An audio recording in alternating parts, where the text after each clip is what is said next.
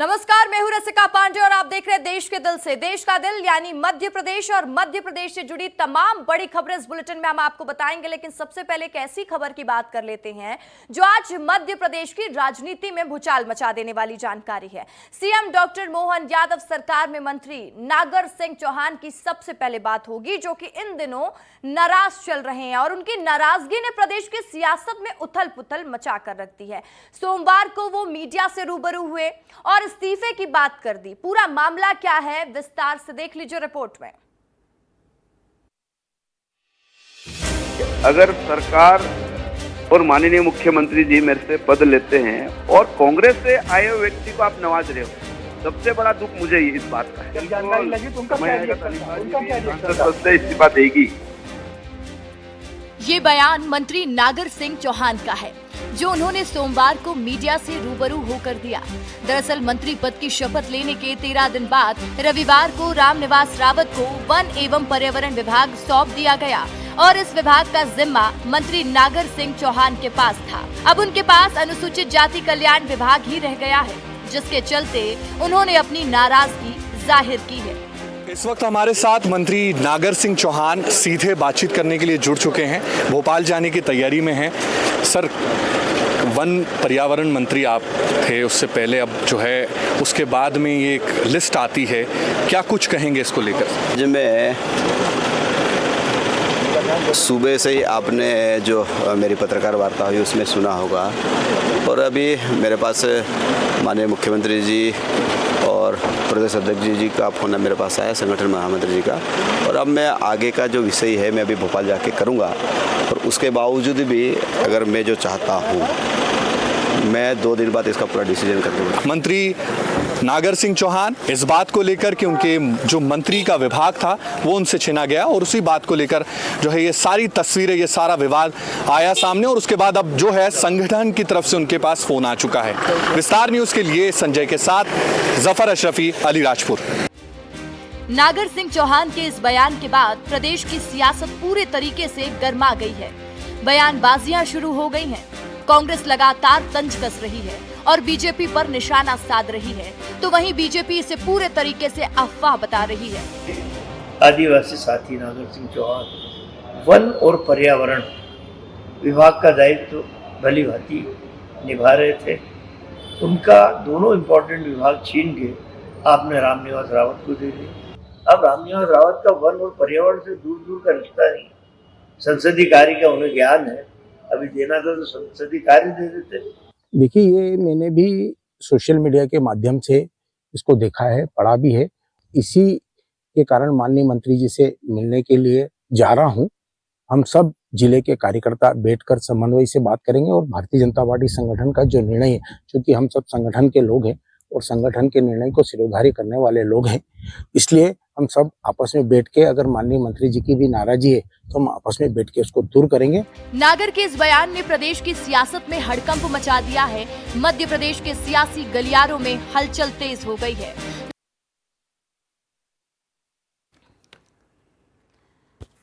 तो देखिए, मंत्री पद की शपथ लेने के 13 दिन बाद रविवार को रामनिवास रावत को वन एवं पर्यावरण विभाग सौंप दिया गया और इस विभाग का जिम्मा मंत्री नागर सिंह चौहान के पास था। अब उनके पास अनुसूचित जाति कल्याण विभाग ही रह गया है, जिसके चलते उन्होंने अपनी नाराजगी जाहिर की है और अपने इस्तीफे की बात तक कह दी है। अब इस्तीफा आता है या फिर नहीं, ये तो देखने वाली बात होगी, लेकिन प्रदेश की सियासत तो इस पूरे मामले ने गर्मा कर रखी है। तो चले अब आगे बढ़ते हैं और बात करते हैं दुकानों के बाहर नाम लिखे जाने वाली पॉलिटिक्स पर, जिस पर सुप्रीम कोर्ट ने एक सुप्रीम फैसला सुनाया है। सुप्रीम कोर्ट ने नाम लिखने के फैसले पर अंतरिम रोक लगा दी है और जिसके बाद सियासत और भी गर्म नजर आ रही है। रिपोर्ट देखिए, समझ जाएंगे।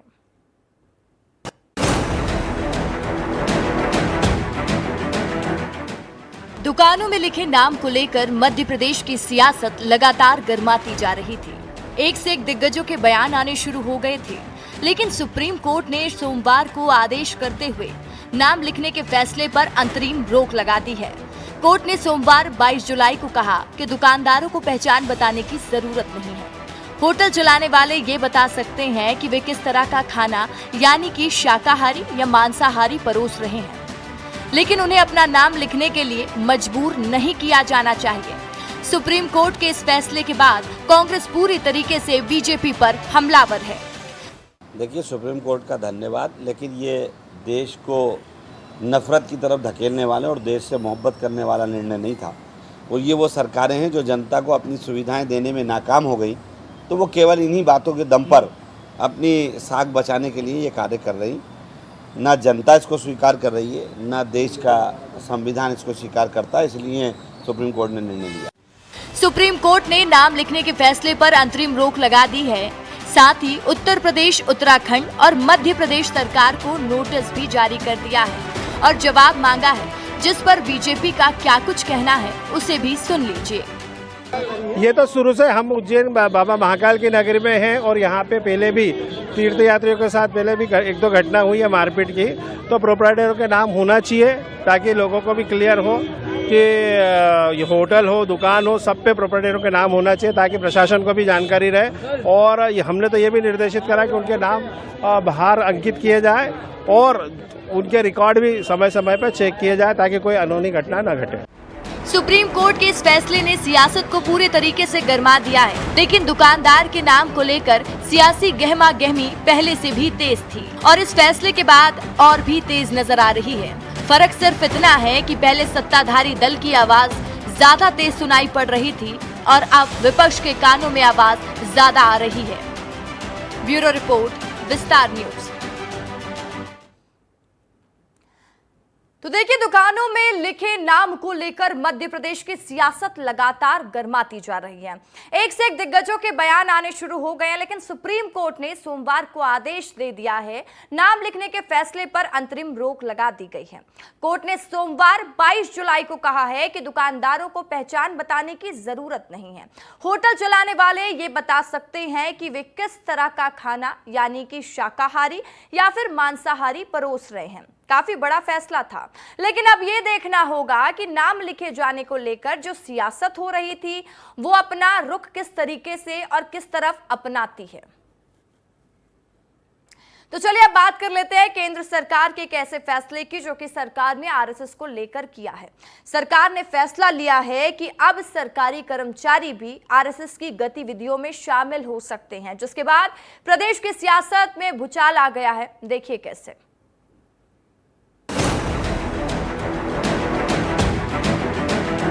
केंद्र सरकार ने राष्ट्रीय स्वयंसेवक संघ आरएसएस की गतिविधियों में सरकारी कर्मचारियों के भाग लेने पर लगे 58 साल पुराने प्रतिबंध को हटा लिया है। अब सरकारी कर्मी आरएसएस की गतिविधियों में शामिल हो सकेंगे।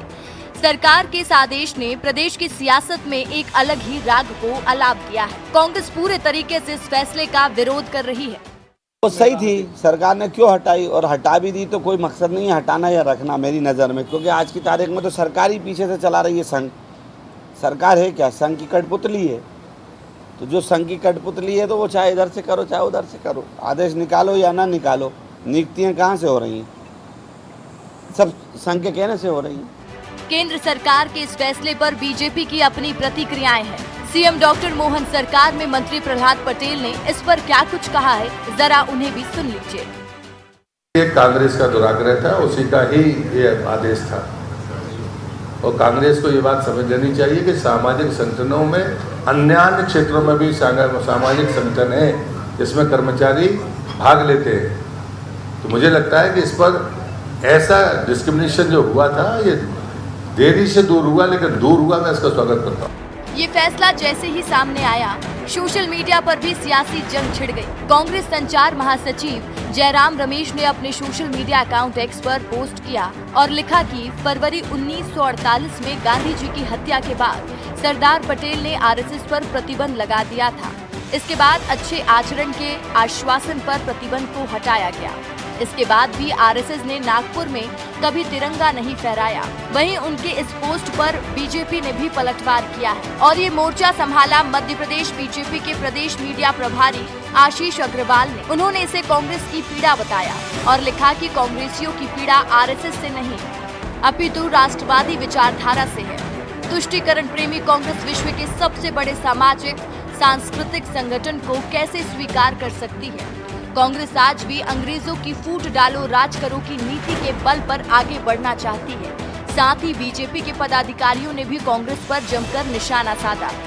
केंद्र की सरकार के इस निर्णय का हम सभी स्वागत करते हैं और संघ ने जिस प्रकार से इस देश में राष्ट्रवादी विचारधारा को लगातार और मजबूती प्रदान की है, उसको देखते हुए इस प्रकार के तमाम निर्णयों का स्वागत करना चाहिए। और कांग्रेस अगर इसका विरोध करती है तो यही कारण है कि कांग्रेस की मनोवृत्ति का जवाब जनता चुनावों में देती है, क्योंकि संघ से तो कांग्रेस को आपत्ति है, लेकिन बोको हराम और ISIS जैसे संगठनों का, सिमी और इस प्रकार के संगठनों का कांग्रेस समर्थन करती हुई नजर आती है।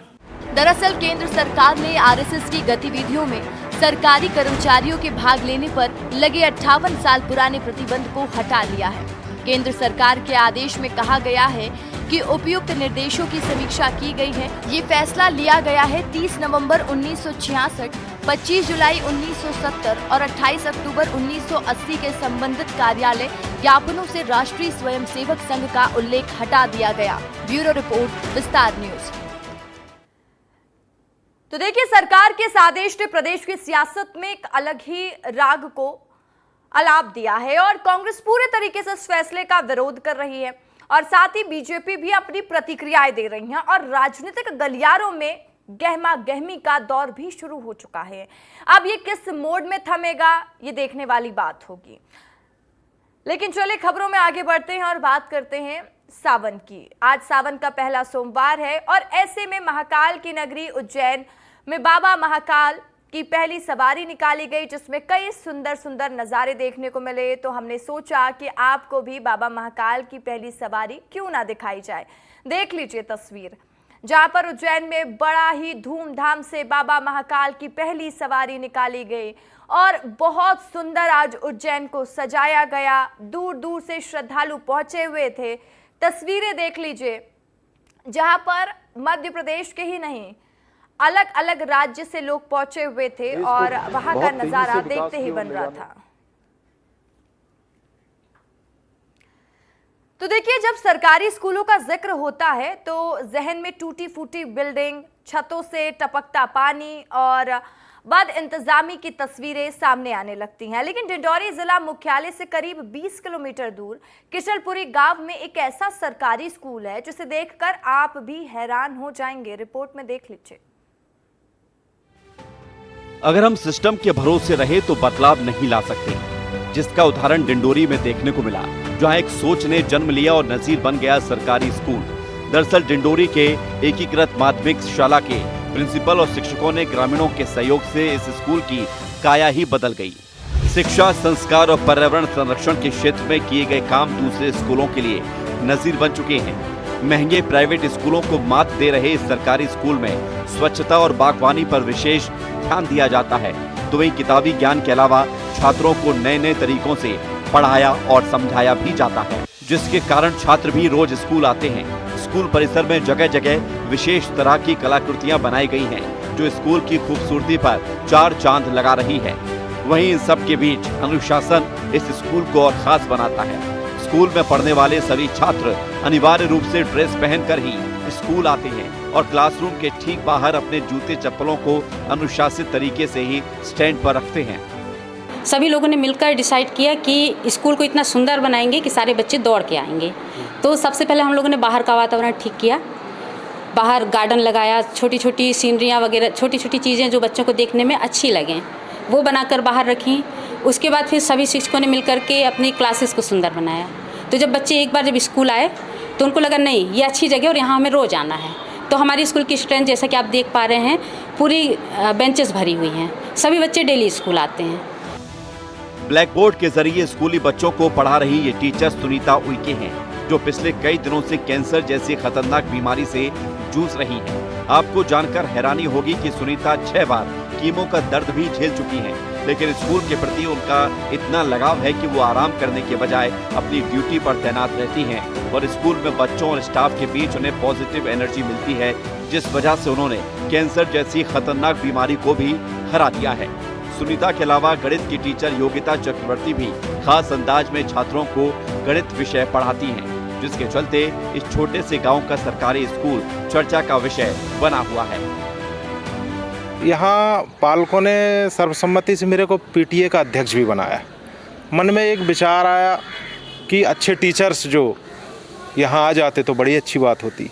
कुछ टीचर्स जो है हमने आग्रह किया, उनको यहाँ लाया भी, ताकि एक नींव रख सकें हम अच्छे स्कूल के निर्माण में। जो हमारा दायित्व है हम तो पूरा मेहनत से करते हैं, लेकिन आदर्श स्कूल कैसे बने तो पर्याप्त यहाँ की साफ सफाई हो, ऐसा माहौल हो कि जो बच्चों को आकर्षित कर सके, और टीचर भी पर्याप्त हों। तो उनके सहयोग से फिर व्यवस्था हुई, कुछ टीचर भी आए और तब सबके सहयोग से हमने ऐसा किया। आदिवासी बाहुल्य डिंडोरी जिले में दिनों दिन सरकारी स्कूलों के हालात बद से बदतर होते जा रहे हैं। जिले के 137 सरकारी स्कूल भवन खंडहर में तब्दील हो चुके हैं, तो वहीं 620 ऐसे सरकारी स्कूल हैं जिनमें तुरंत मरम्मत की जरूरत है। इन सब के बीच किसलपुरी गांव का ये सरकारी स्कूल दूसरे सरकारी स्कूलों के लिए नजीर बन गया है। ब्यूरो रिपोर्ट, विस्तार न्यूज। तो चलिए अब जरा बात बारिश की भी कर लेते हैं, जिसने इन दिनों अपना कहर पाना शुरू कर दिया है। कहीं पूरे के पूरे तालाब टूट जा रहे हैं, तो कहीं रेल लाइन की पटरियां धंस जा रही हैं, तो वहीं कहीं इतना पानी भर चुका है कि पूरी की पूरी फसल ही तबाह हो गई है। रिपोर्ट में देखिए।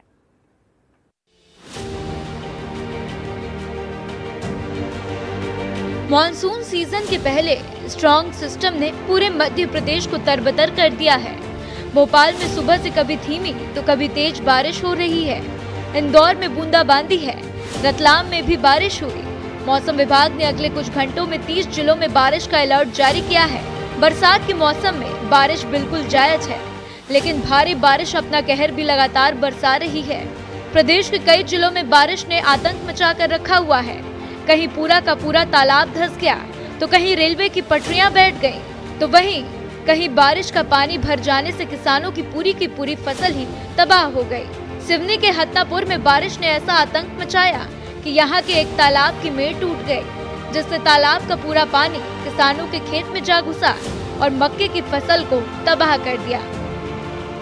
पंचायत ने तालाब का निर्माण कार्य करवाया था, उसमें तालाब पानी गिरने से तालाब फूट गया और मेरे खेत की फसल, मक्का की फसल चौपट हो गई और मलमा खेत में और कुएं में जाके भर गया है। इसके लिए मैंने कलेक्टर महोदय जी को आवेदन देने के लिए आया हूँ यहाँ, एवं तहसीलदार महोदय जी को भी आवेदन दे दिया। बारिश ने न सिर्फ सिवनी में बल्कि बैतूल के बरबतपुर रेलवे स्टेशन की रेल लाइन को भी तबाह किया है। यहाँ की रेलवे लाइन बारिश की मार को नहीं सह पाई और धंस गए, जिसके चलते कई ट्रेनों को रोक कर रखा गया और रेल लाइन की मरम्मत की गई। तो वहीं बड़वाह से 10 किलोमीटर दूर उमरिया और चिचला गांव के किसानों के खेतों में बारिश का पानी जमा हो गया। बारिश का पानी जमा होने से किसानों की फसल खराब हो गई है। किसान इसके लिए सीधे national highway authority of India को जिम्मेदार ठहरा रहे हैं। इन किसानों ने एसडीएम दफ्तर पहुंचकर एसडीएम को ज्ञापन सौंपा। आज ये चिचला और उमरिया में जो अभी विगत 4 रोज पहले जो बारिश हुई थी, उस बारिश में पूरे गांव के खेतों में पानी भरा गया। गांव में पानी घुस रहा है, पुलिया से पानी बाहर नहीं हो रहा है। इसलिए आज सब किसान इकट्ठे हुए 2-4 गांव के, और उन्होंने ज्ञापन दिया है कि बड़ी से बड़ी पुलिया नीचे बनाई जाए, पुल के नीचे, ताकि पानी का निकासी हो जाए। जो नाला बनाया, जो नाले थे पहले खुले थे, उसमें से पानी निकलता रहा था। इस बार क्या है कि उन्होंने पाइप डाले जो 4 लेन निर्माण में, वो पर्याप्त पानी के लिए नहीं है, एकदम छोटे साइज में है। उसमें बाक्स बनना चाहिए जिसमें पानी पर्याप्त निकला जा सके। काफी फसलें नुकसान हो गई है और सरकार से हम ये रिक्वेस्ट कर रहे हैं कि हमारे को मुआवजा शीघ्र दिया जाए। बारिश लगातार अपना कहर बरसाए जा रही है और मौसम का ये हाल धीरे धीरे डरावना भी होता जा रहा है, क्योंकि बारिश है कि थमने का नाम ही नहीं ले रही। रविवार को भी बारिश का सिलसिला चलता रहा। भोपाल में 38 मिलीमीटर यानी कि 1.5 इंच बारिश हुई, जबकि इंदौर में करीब आधा इंच पानी गिरा है। ब्यूरो रिपोर्ट, विस्तार न्यूज। और इसी के साथ फिलहाल इस बुलेटिन में इतना ही।